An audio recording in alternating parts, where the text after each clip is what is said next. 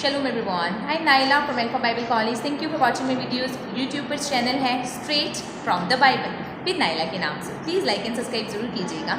मैंने अपनी last video में कहा था कि बाइबल मुक़द्दस के मुताबिक हम गैर कौम के लोगों के साथ किसी भी किस्म का, यस आई रिपीट, किसी भी किस्म का करीबी ताल्लुक़ नहीं बना सकते हैं.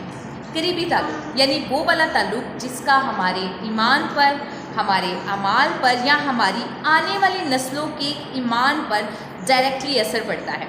हमारा ईमान क्या है? हमारा खुदा यीशु मसीह जो वाहिद निजात दहिंदा है, कलाम मुक़द्दस जो कुछ इसमें लिखा है हम ईमान रखते हैं.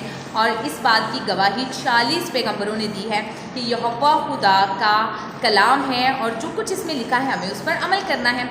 अगर इन चीज़ों में कोई भी शख्स किसी, चाहे गैर कौम से है चाहे आपकी अपनी कौम में, इंटरफेयर करता है या इससे हटकर कोई बात करता है, वो गैर कौम का कहलाएगा.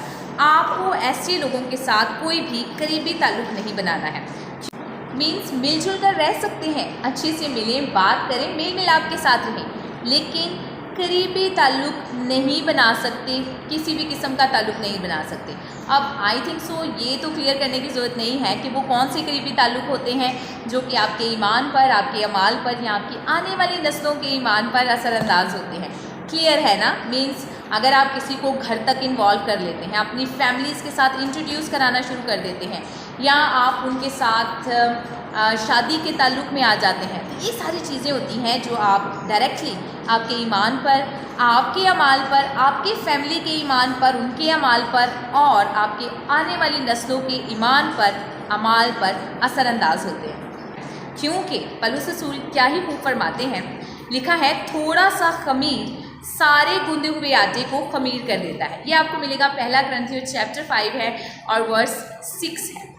अब जबकि हम सोशल लाइफ गुजारते हैं और कम्युनिटी में हमारा तो ताल्लुक़ ही मोस्टली गैर कौम के लोगों के साथ रहता है. और मैंने कहा था कि ज़रूरी नहीं सिर्फ गैर कौम के लोग ही, बल्कि ऐसे लोग भी जो कलाम की नफ़ी करते हैं अपने अमाल के ज़रिए से, या शैतान उनको इस्तेमाल करता है कि वो कलाम को किसी तरीके से मोल्ड करके, अपने थिंकिंग को ज़ाहिर करके या अपनी सोच के मुताबिक वर्सेस को मोल्ड करके अपनी एक थ्योरी बना लेते हैं. ऐसे लोगों से भी दूर रहने के लिए कलाम मुक़द्दस फरमाता है. अब एक्चुअली पौलुस रसूल चाह क्या रहा है? वो ये चाहता है कि आपका ईमान किसी भी वसीले से जो यीशु मसीह पर है और जो यहोवा खुदा हमें महफूज रखना चाहता है, हम उससे किसी भी तरह से हट ना जाएं. दैट्स वाई वो कहता है कि आप ऐसे लोगों से दूर रहें. अब डेफिनेटली मैंने कहा कि हम कम्युनिटी में रहते हैं, तो फिर ये कैसे हो सकता है? इसको भी पौलुस रसूल बड़ी आसानी के साथ क्लियर करते हैं. देखिएगा पहला कुरिन्थियों चैप्टर 5 है, वर्स 9 है. मैंने अपने ख़त में तुमको ये लिखा था कि हराम कारों से सोहबत ना रखना. देखिए ये वही आगे, ज़रूरी नहीं है वो सब गैर कौम के लोग हों, बल्कि ऐसे लोग भी जो गलत किस्म की एक्टिविटीज़ में इन्वॉल्व हैं. सोहबत ना रखना, करीबी ताल्लुक़.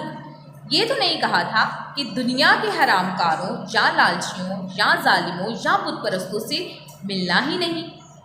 सुन रहे हैं आप? समझ रहे हैं आप? अगर इस चीज़ को मिसअंडरस्टूड कुछ लोग करते हैं कि फिर ये कैसे हो सकता है, हम तो एक सोशल लाइफ गुजारते हैं और हम कट के दुनिया से तो नहीं रह सकते, वो भी तो यही कह रहे हैं.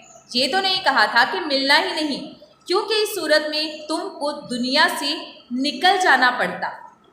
वो समझते हैं इस बात को. कलाम मुक़द्दस परफेक्ट कलाम है, लेकिन मैंने दर हकीकत ये लिखा था कि अगर कोई भाई कहलाकर हरामकार है, लालची है, बुतपरस्त है, गाली देने वाला है, शराबी है या जालिम है, उनसे सोहबत नहीं रखनी, करीबी ताल्लुक़ नहीं रखना, चाहे वो आपकी अपनी कम्युनिटी के लोग हों, चाहे वो गैर कौम के लोग हों.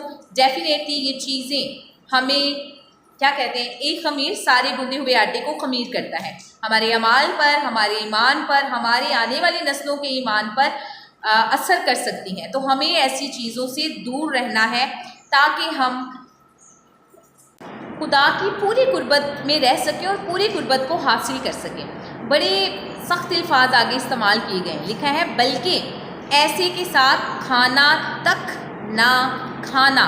कोई ऐसी जगह ना छोड़े, कोई ऐसा रखना ना छोड़े जो आप पर, आपके ईमान पर, आपके अमाल पर, या आपके बच्चों की ज़िंदगी पर, या आपके बच्चों के अमाल पर, या किसी तरीके उनके ईमान पर असर कर पाए। कोई ऐसी चीज़ ना छोड़े। क्लियर कहते हैं ऐसों के साथ तो खाना भी ना खाएं। क्यों ऐसा है? आगे चलिएगा। पहला कुरिन्थियों चैप्टर 6 है और वर्स है जी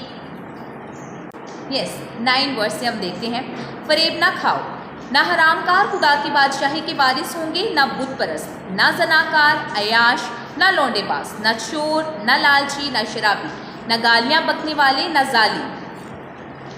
so this is the main reason कि ये सारे लोग अगर आप उनकी सोहबत में रहते हैं तो उनके जैसे हो सकते हैं। ऐसे ही गैर कौम के लोग भी होते हैं। अगर आप उनके साथ करीबी ताल्लुक़ बनाते हैं, उनकी सोहबत में रहते हैं, तो कलाम कहता है कि थोड़ा सा खमीर सारे गुंदे आटे को खमीर बना